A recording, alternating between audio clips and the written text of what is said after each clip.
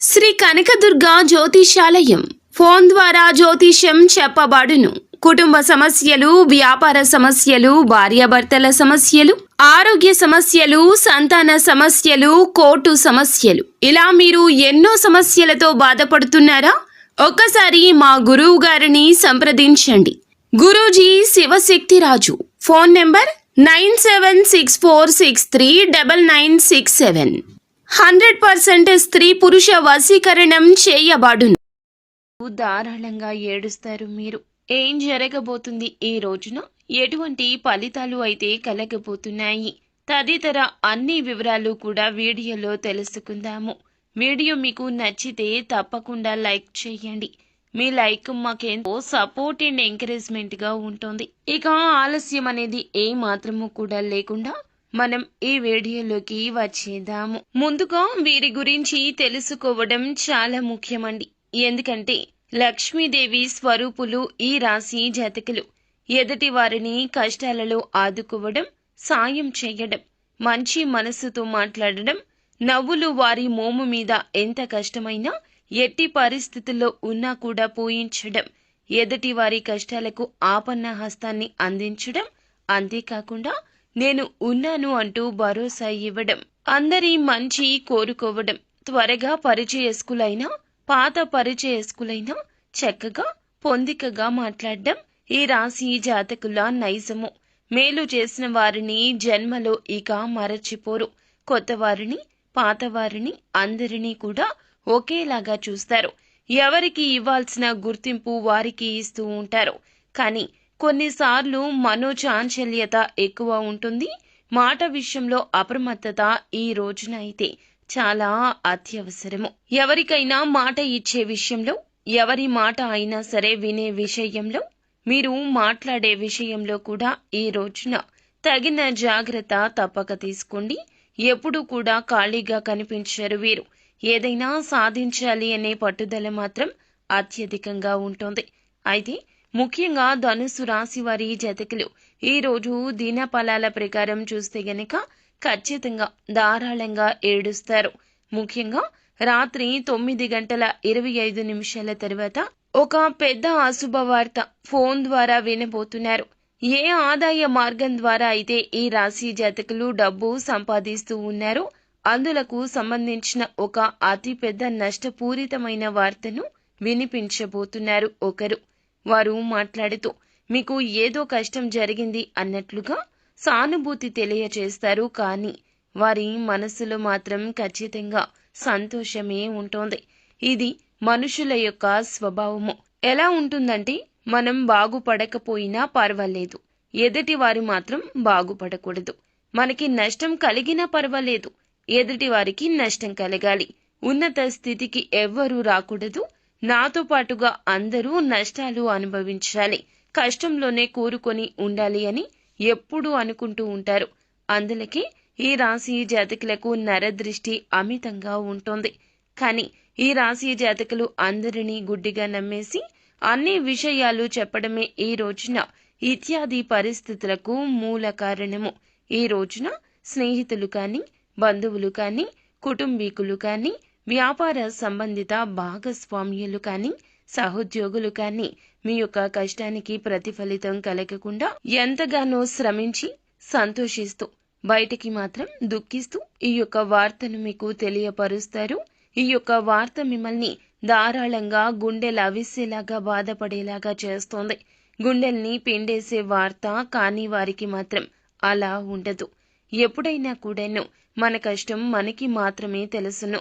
ఎదుటి వారికి అది అస్సలు తెలియకపోగా పరుష పదజాలాన్ని ఉపయోగించి చులకన చేసి మాట్లాడుతూ మిమ్మల్ని దెప్పి పొడవచ్చు.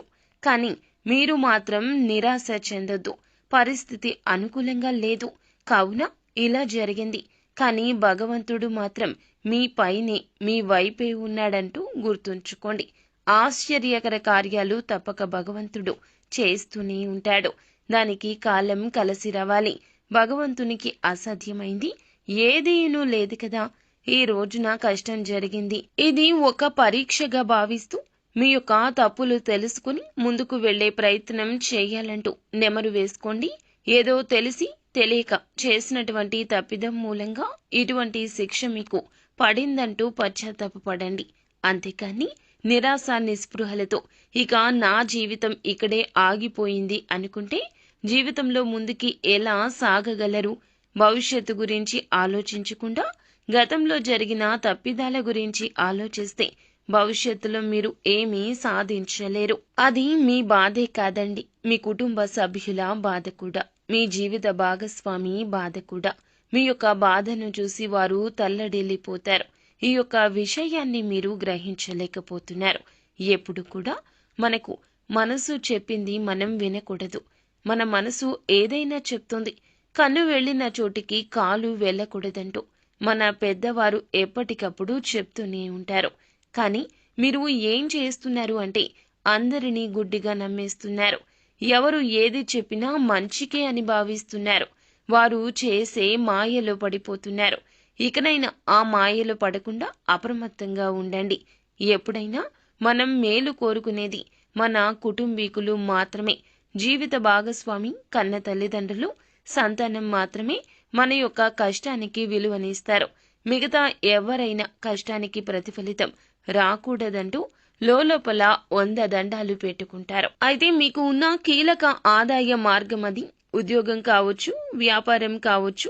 ఆ యొక్క ఆదాయ మార్గం త్వరలో అయితే మూసుకుపోబోతుంది అంటూ వారి యొక్క ఊహాజనిత వార్తలతో ఈ రోజున మిమ్మల్ని ఇబ్బంది పెడతారు, బాధ పెడతారు. మీరు మాత్రం ఇక అశ్రద్ధ వహించొద్దు. ఇక జాగ్రత్తలు తప్పక తీసుకోవాలండి. కుల వృత్తులు చేస్తున్నవారు అయినా, ఎటువంటి వ్యాపారాలు చేస్తున్నవారు అయినప్పటికీ, ఉద్యోగాలు చేస్తున్నవారు అయినా సరే, ఈ రోజున మాత్రం మీ జాగ్రత్తల్లో మీరు లేకపోతే గుండెలవిసేలా రోధించడం తప్పనిసరి అవుతుంది. మాట్లాడే విషయంలో, మీ యొక్క చేతల విషయంలో, తీసుకునే నూతన నిర్ణయాల విషయంలో చాలా జాగ్రత్త. ధనం విషయంలో పెట్టుబడుల సలహాలు కూడా అస్సలు పాటించొద్దు. ₹1 పెట్టిన అది నష్టం కిందకే జమ అయిపోతుంది. లక్ష్మీదేవి అనుకూలత లేదండి. డబ్బు విషయంలో అప్రమత్తత అవసరము. ప్రతి రూపాయి కూడా ఏదో ఒక విధంగా ఆగిపోవడం, మొండి బకాయిలు వసూలు కాకపోవడం, వస్తున్న ఆదాయం అనుకున్న చివరి క్షణంలో ఆగిపోవడం, రావలసిన ధనాన్ని ఎవరైనా సరే రాకుండా మిమ్మల్ని అడ్డుకోవడం ఇలా సంభవించవచ్చు. ఈ యొక్క వార్తను విని కోపంతో ఊగిపోతారు. చాలా వరకు మానసిక అశాంతికి గురి అవుతారు. ఇటువంటి వార్త ఏ రోజున ఏ రంగంలో ఉన్నా కూడాను, ఇటువంటి వార్త ఈ రోజున ఏ రంగంలో ఉన్న వారికి సరే అంది తీరుతుంది. అందరికీ వర్తిస్తుందని కాదండి, కొంతమందికి మాత్రమే ఈ విధంగా అననుకూలత కనిపిస్తుంది. మిగిలిన అంశాలు చూస్తే మిశ్రమంగా ఉన్నాయి. వ్యాపారస్తులకు కొంచెంగా మిశ్రమ ఫలితాలున్నాయి. వ్యాపార జీవితం గురించి అయితే కీలక ఆలోచన చేస్తారు. అమలు విషయంలో కాస్తంత జాప్యం ఉంటుంది. తీసుకునే నిర్ణయం మీ యొక్క బంగారు భవిష్యత్తుకు తప్పక బాట అవుతుంది. కానీ ఇలా ఇబ్బంది పూరిత వార్త కాకూడదు. కావున చేసే ఆలోచన సొంత నిర్ణయాలకు ప్రాధాన్యత ఇవ్వండి. భాగస్వామ్యులతో ఇదివరకు ఏమైనా విభేదాలు ఉంటే వాటిని పరిష్కరించుకునేందుకు మీకు మీరుగా ఒక అడుగు ముందుకు వేయండి. తప్పక మంచి ఫలాలు పొందుకుంటారు. అలాగే నిత్యము కూడాను శివ భగవానుణ్ణి పూజించండి. విష్ణు సహస్రనామ పారాయణం మీకు మేలు కలగచేస్తుంది. మరింత అభివృద్ధి పొందుకుంటారు. అంతా మంచి జరుగుతుంది. శుభం భూయాత్.